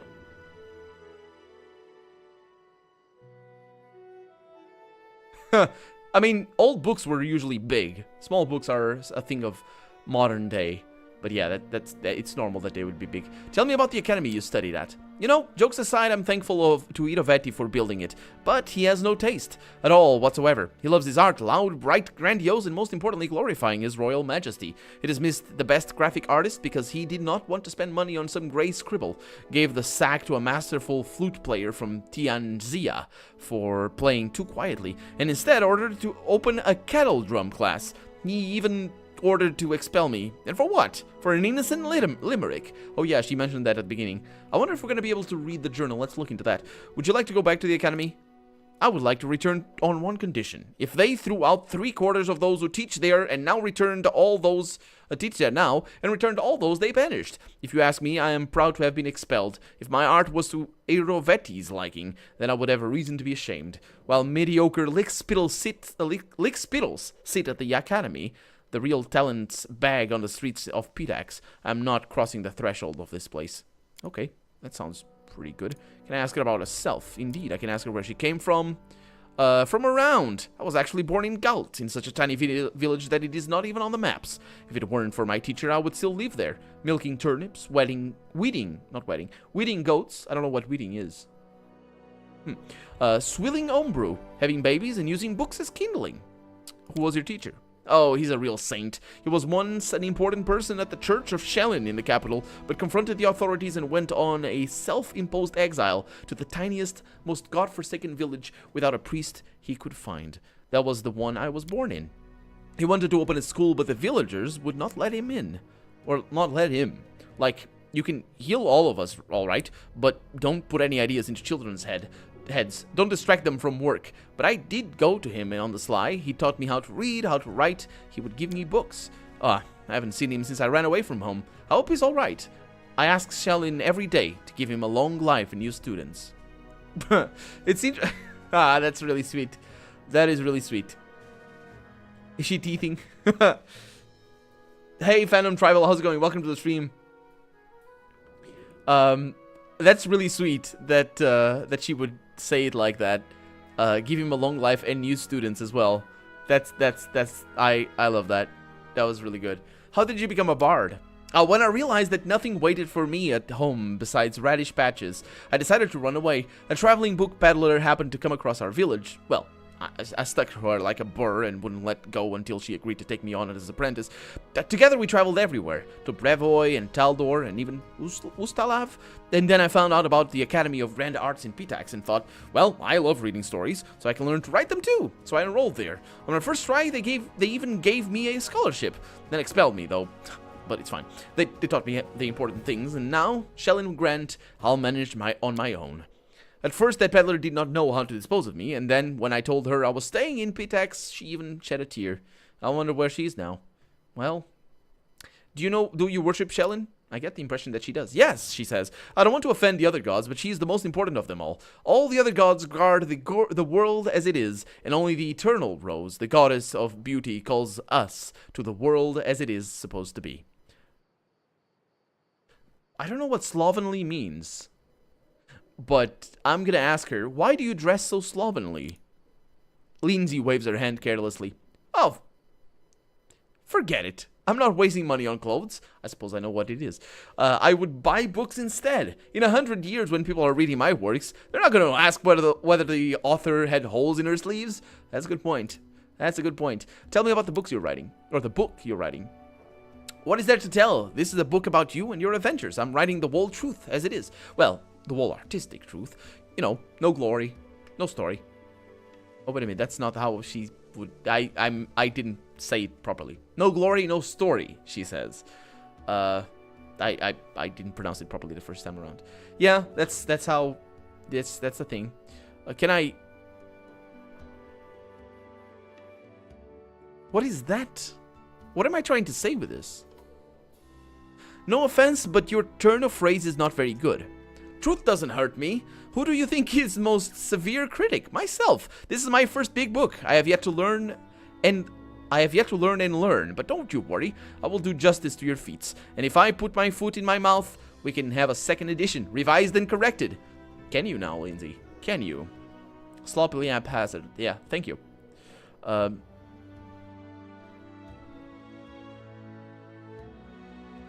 Unbraided. Unbraided? For his slovenly appearance. Unbraided. Why are you writing it? What's the point? When I was at the academy, Eobald the Insightful started his literature course with asking, what is a human being? And he answered, a human is a storytelling animal. Our world does not consist of things, all these woods, seas, cities. It consists of stories we tell ourselves and each other about those things. Just think about it. Centuries will pass. There will be no me, no you, no subjects of yours. But you and I will still live in people's memories and have impact in their deeds. Thanks to this very book. So what kind of character am I? Truth be told, I was a little afraid to meet a hero. In books, they all have protectors of the weak and poor, but what about the real life? However, with you, my fears were gone at the drop of a hat. You are a true... No. You are a pure heroine. Just like in Legends. Now I'm afraid that in 100 years, my readers will say that those like you do not exist. But I am writing the truth. You have an iron core. No matter how tricky are the questions, your fate makes you answer. You always know what is right and what is wrong. Some might say it's boring, but the others will learn from you, from your strong character. I wonder if this is generic or if it actually represents the character that I'm playing, the sort of traditional character, because I'm playing, of course, a lawful good paladin. So that might be the thing. She's a really interesting character. I really enjoy her lines. Final Tribal. Yes, indeed. I added a lamp over there. Well, it's a lamp, and I added a lamp up there. So I guess you can see if I move my hand over there, a lamp over there, and a lamp over here. So you can see my face properly. I should have a lamp over here, so you don't see this big shadow in my face, because that's how the cameras work. But that's not how money works. Let's see. Are you alright with me reading your work in progress? Well, these are only drafts, but of course, you are welcome to read them. But keep in mind that even if you don't like what I write about you, I will not change a single letter. Don't even ask. Of course, it's a book about you, but it's my book. Do you understand? Okay, now there we go. Okay, now we have the options for all of the things. And now I have another point to make about this thing. I really don't like that they add this over here, because it just forces me. I'm gonna go with that. My character is lawful good. I am playing that, and it doesn't. I like. That's why I played Pillars of Eternity when I did a Let's Play. I like the fact that I need to think about what my options are. And now when I'm doing the stream version, where I'm just trying to get as much from the game as I can, now I have this enabled. I have this sort of thing. It doesn't say the alignment, because there's no alignments in Pillars of Eternity. Thank you. But not telling you is better, because let's just read them and let's see if we would be able to just clearly assign them to each alignment. And not to mention as well that you might want to say something else from another alignment, even though you are a lawful good. And this has to do with the fact that this whole alignment system is bollocks. But you might want to say, and not have that be a change in your alignment or pay any reason. The problem with it's not even showing, it's assigning alignments to choices. The problem with that, even if it is not shown, is what happens with Elex. For example, if you look at Elex, the open world third-person action role-playing game that I'm playing from the guys at Piranha Bytes, you can tell, but there's some options that the game tells you after you choose them. There's some options that increase your cold or decrease your cold. Now, cold is a sort of a thing that has to do with emotions, but there are plenty of times where you're just like, why is it increasing my cold? Why is it decreasing my cold? It's just like, there's this one time where you just ask about your reward and your cold increases, and you're like, I mean, or you ask, there's another time very close to that where you just ask, what now, and your cold increases, and it's like, there's so many, you can say the same thing and have many different perspectives on the thing you're saying, and it's your perspective that matters, not the thing you're saying. So let's see. As long as you write the truth, I have no objections. I like this line. For a lawful good, it is very nice. But, again, how is this lawful good? How can you not, why would you not want to say that if you're a chaotic evil? Like, for example, particularly a chaotic evil. Maybe a lawful evil wouldn't want to say that, but a chaotic evil, why wouldn't you want to say that? Write whatever you wish. I believe you will not defame me or let alone overpraise. Okay, I get the let alone overpraise as an added thing for just because it's good, but let's see. Let's go with another one. Writing what you wish is right. Allowing your book on my hands is up to me. Yeah, okay, so I get what's going on. That's another problem with this sort of writing, is that you start making token answers. I've dabbled in writing for role-playing games, and I fell into this trap right away. Straight away. If you start with token answers, that's terrible because they don't come good. They're not consistently good. You just need to write what you know to write and what you like to write, but this is just like this. You overestimate the importance of your scribbles. I will be remembered for my deeds, not for your little book. Now that is interesting. It's a neutral one. True neutral. I can do without having to deal with censorship personally. What is censorship? Where's the government? Any stories about me are welcome as long as they are interesting. Yeah, that's not what censorship is. But chaotic neutral, I suppose. Again, it connects so closely to that it just limits the writing capabilities of the writer, I feel. But that's just my opinion anyway. I'm still gonna go with the first one, by the way, because I like the answer and it's my alignment. Young Bulls, welcome to the stream. How's it going? Let's see. Help you zoom out, which, yeah, it's kind of weird if you add the other mode. It does look like does look and play like Pillars of Eternity, except it's not 2D. I can't say I prefer it. If it's cheaper for them to make, and I'm pretty sure it is cheaper for them to make 3D, all the power to them. But Pillars of Eternity looks amazing. Just looks.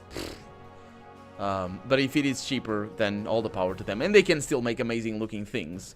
They just need to add a. I mean, this looks good. It just doesn't look as good as a really carefully painted world. But, you know, all the power to them for doing the best they can. And the best they possibly can. Oh, yeah, Fandom Tribal. Let's not even get into that. Because, I mean, this is high trouble. This is trouble that, I mean, if you're comparing this to games like, I wouldn't even say Mass Effect, because at least the first one kind of has okay. I didn't play the third one, but the second one kind of felt to me a little bit more restricted. But I mean, I'm not complaining. This is just suggestions. I complain when I play Fallout 4 or something like that. Then I complain. I don't discuss about these things in Fallout 4. There's no space for any of this. It's just basic RPG design. This is so high level that it doesn't even register in Fallout 4's world or Mass Effect 3, I suppose. Even though I did enjoy the dialogue system. It has the same problems in Mass Effect. But then again, these problems exist in all BioWare games. What I'm saying here about the token answers, all BioWare games have this problem, and that's a bad thing. The limiting your options, that's more of Mass Effect's side, but actually I thought Mass Effect kind of handled that a little bit better. In KOTOR, for example, handled it quite well. If we're talking about BioWare games, where I mean, yes, there's this sort of, you're playing Renegade or you're playing Pariah or whatever it is, the other thing. But you can still mix and match and not actually damage your thing too much, because you know it's very easy to tell what is gonna happen. In games like Dungeons and Dragons or Pathfinder, it's easy to imagine that a single action is gonna wreck your alignment. You're gonna say something that is gonna just has such grave repercussions that it's gonna wreck your alignment. And playing as a paladin in particular, you wouldn't want that. But even if playing it normally, it doesn't really matter if it's a paladin or not. You don't want to change your alignment, and that happened to me in Baldur's Gate 2 the last time I played it on the Let's Play, and it kind of I had to roll with it. I didn't like it the last time around. There were a couple of times when that happened, but the last time around I didn't like it. And I had a point to make about it, and that's why I made my video about this system being weird.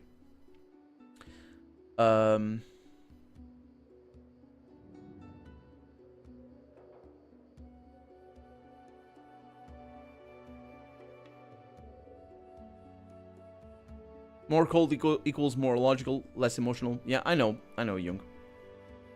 I know. What I mean is you can say an option and be emotional. You can say the same sentence and be emotional, and say the same sentence and be rational, and it's exactly the same thing you're saying. It's all down to how you want your character to be, what you want your character to be. The game should concern itself with what the reactions of the world are to what you actually say, not to what you feel, not to what your character feels. So, like for example, you see that very, very, very well in the Planescape Torment, where there's a lot of lines and a lot of things that you say that the world just reacts the same way. But because the game allows you to say those things, you can build in-game a character that, even though they're false choices, but it makes sense. And it makes sense for the game to react the same way. Although I feel that Planescape Torment is a little bit railroaded towards the end. I wish it didn't present those options and went a little bit more personally into the character's motivations, because that would be a little bit more interesting, a little bit more branching dialogue, rather than just sprawling dialogue like it did.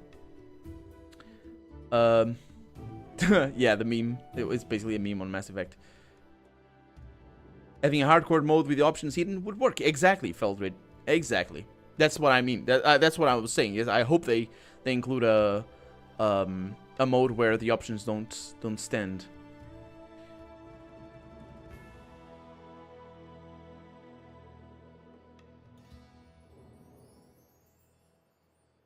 Paragon equals pariah. It's Paragon. Yeah, I forgot about that. Yeah, it was a little bit like that, Phantom Tribal. It was. Let's see. I swear. Lindsay puts her hand over her heart. Truly, only truth. Truth, only truth. And just a little bit of imaginative exaggeration. Can we... her masters were discussing what it means to be human.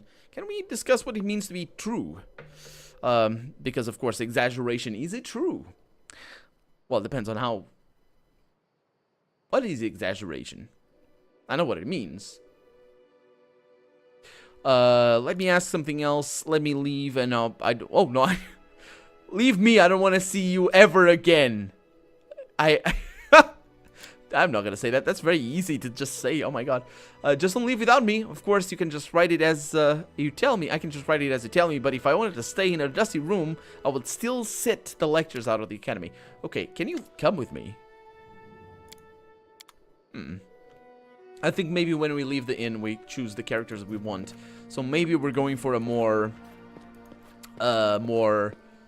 Mass Effect or KOTOR or Rise of the Argonauts, or trying to think of other games that do that. Pillars of Eternity has that a little bit, where you just choose your characters each time you come to your base.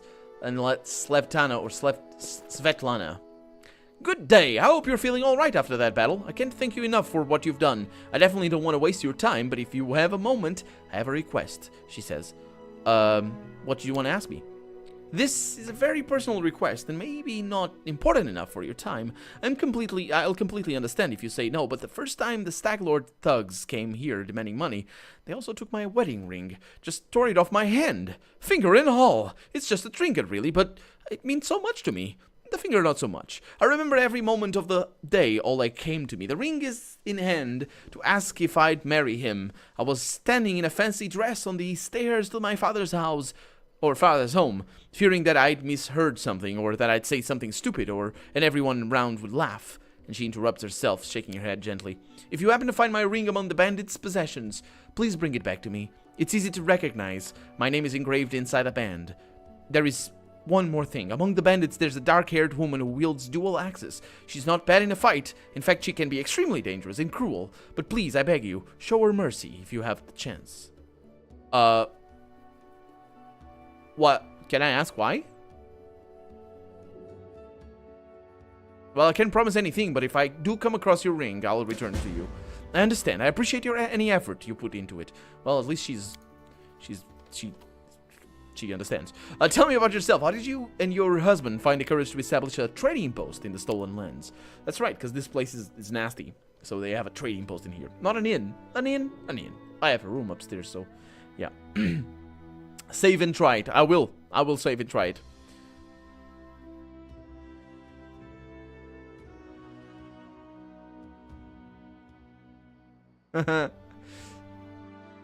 You want the finger back? Yes.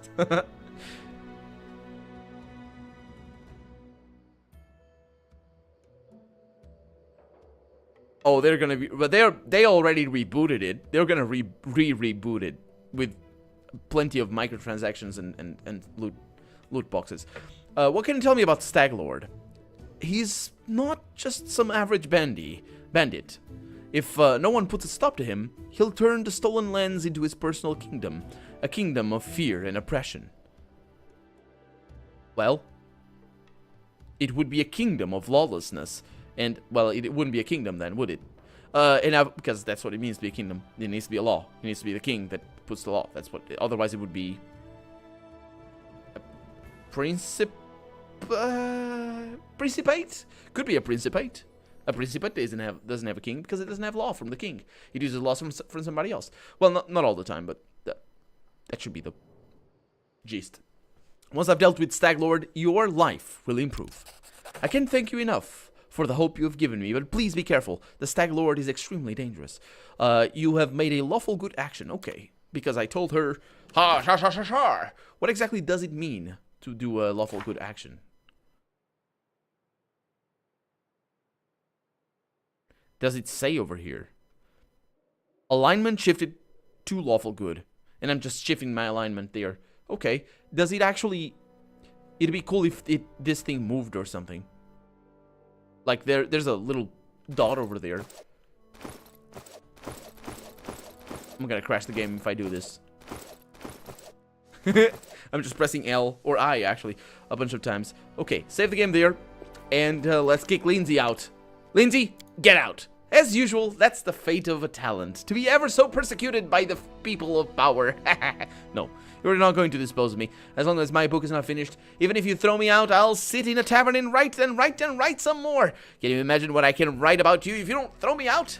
If I throw you out, she says. Just don't leave without me. Of course I can just... Okay, so she goes back to that. Actually, that second line shouldn't have been there. I'm trying to reload. Ooh, look at that. We got... Okay, I can't reload. Can't quick load, I mean. 3 hours in game already. Really? No, it can't be. What? Oh, it's hour 3. What? No. It is. What was that sound that I made with my mouth?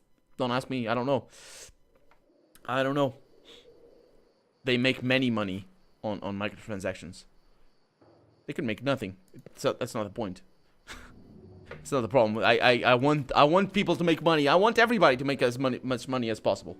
I want people who are, let's not say stupid, but let's say people who don't have the same priorities as I do to spend their money on things. That's good.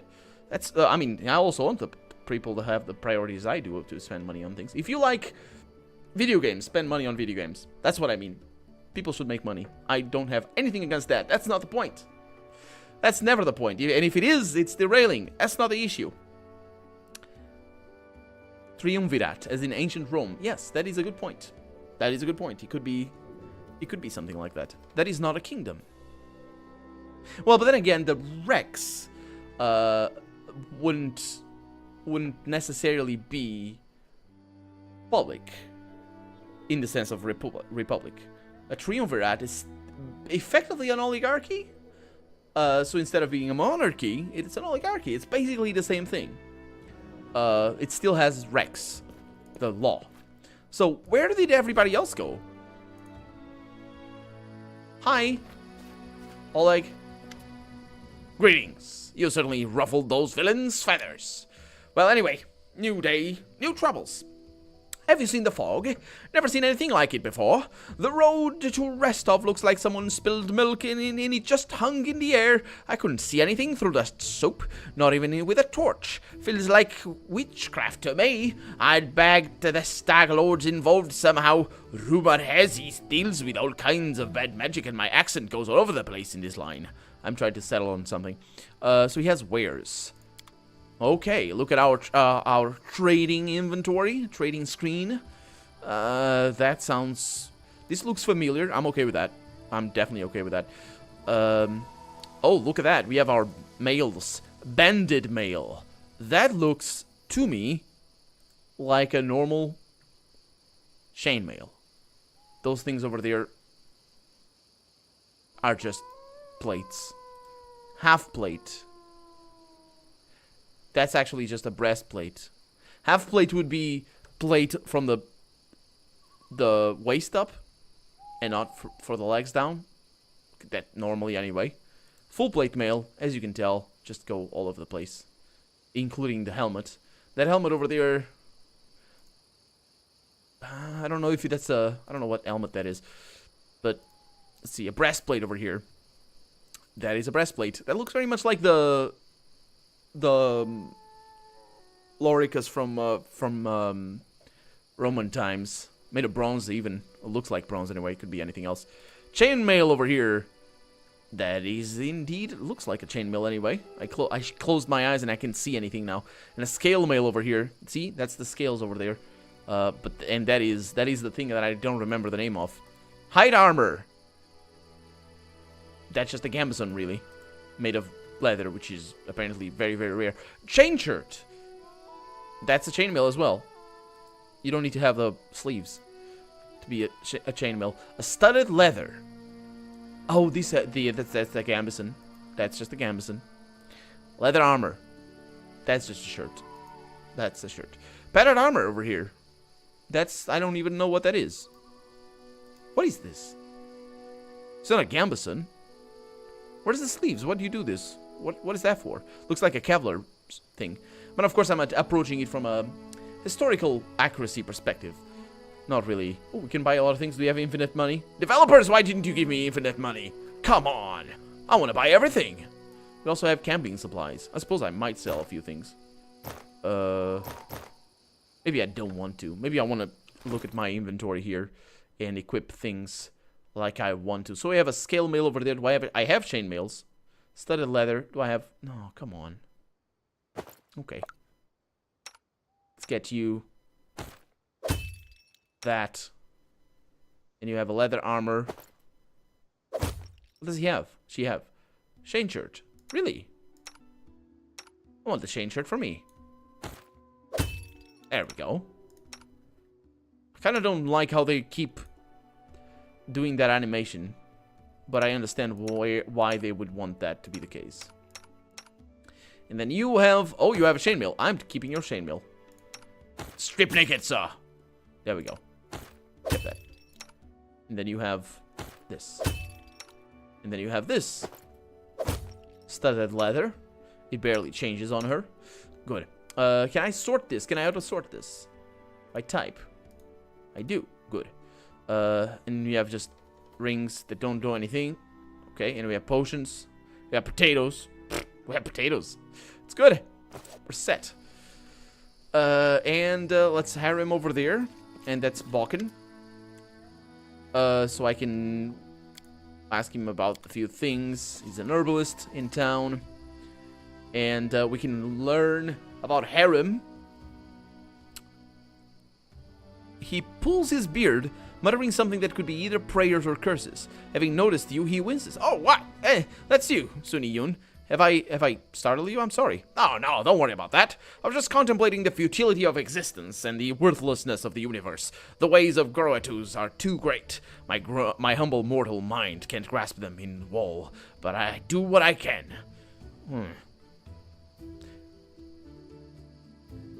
I would like to engage in a conversation with this man. Well, I suppose man is not human, he's a dwarf. But still. Yeah. You want to learn about Grotus? Ah, yeah, of course. I will answer anything you ask. Okay. Can you tell me about his teachings in a nutshell? Grotus is the end of everything that exists. He smiles. He's obviously been waiting for this question. Look around, Sunni-Yun. What do you see? Look again and realize that everything will be destroyed. Our clothing and our armor will turn to dust. The walls of palaces will crumble into ruins. The trees will fall, but you and me will die much sooner than that. Grotus is a timeless watcher. He's locked at the boneyard of Pharasma, the goddess of rebirth. And from there he overlooks the world, knowing that the time for the final reaping shall come. Is the bloated moon hanging in the sky. He is the harbinger of the last days. He is the one who shall stay when all of the others shall be gone. That's not that didn't tell me much, actually. I was expecting a little bit something a little bit more philosophical and rather less mythological there.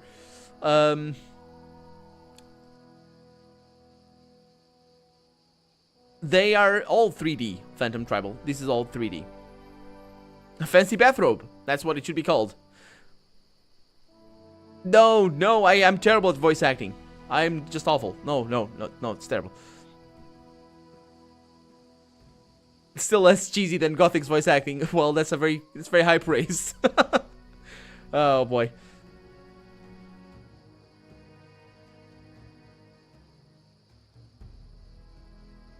You have a problem with the name, but not the gigantic sword? Yeah, that's a good point. Oh boy. Anyway, that's gonna be that for right now. I've learned everything I wanted from Grotus. Thank you. To be honest, I don't want to have anything to do. No, that's not good.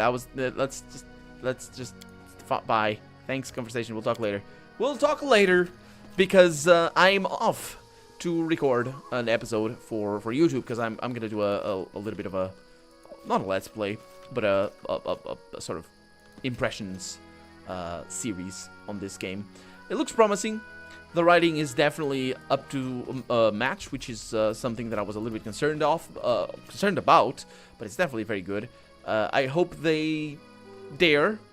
With the sort of thematics that the game is going to take on, and I hope they don't go for another sort of just save the world or become the king of this place or something like that, or where it's just no stakes whatsoever.